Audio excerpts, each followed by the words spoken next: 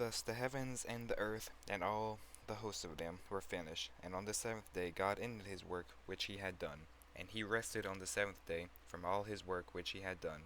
Then God blessed the seventh day and sanctified it, because in it he rested from all his work which God had created and made.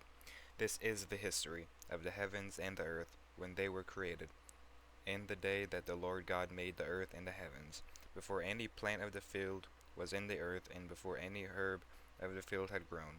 For the Lord God had not caused it to rain on the earth, and there was no man to till the ground. But a mist went up from the earth and watered the whole face on the ground.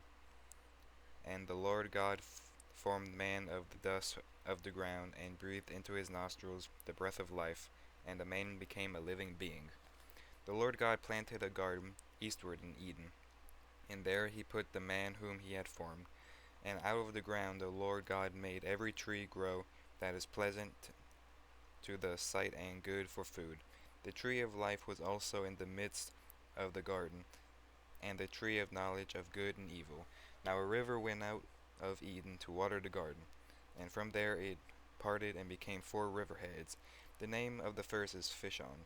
It is the one which skirts the whole land of Havilah, and there is gold, and the gold of that land is good. Bdellium and the onyx stone are there. The name of the second river is Gihon. It is the one which goes around the whole land of Cush. The name of the third river is Edekiel. It is the one which goes toward the east of Assyria. And the fourth river is Euphrates. Then the Lord God took man and put him in the Garden of Eden to tend and keep it. And the Lord God commanded the man, saying, Of every tree of the garden you may freely eat, but of the tree of knowledge of good and evil you shall not eat, for in this day that you eat it you shall surely die. And the Lord God said, It is not good that man should be alone. I will make him a helper comparable to him.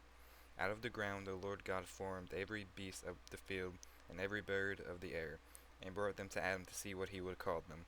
And whatever Adam called each living creature, that was its name. So Adam gave names to all the cattle, to the birds of the air, and every beast of the field. But for Adam there was not found a helper comparable to him. And the Lord God caused a deep sleep to fall on Adam, and he slept, and he took one of his ribs, closed up the flesh in its place. Then the rib which the Lord God had taken from man, he made into a woman. He brought her to Adam, and Adam said, This is now bone of my bones, and flesh of my flesh. She shall be called woman, because she was taken out of man. Therefore a man shall leave his family and mother, and be joined to his wife, and they shall become one flesh. And they were both naked, the man and his wife were not ashamed.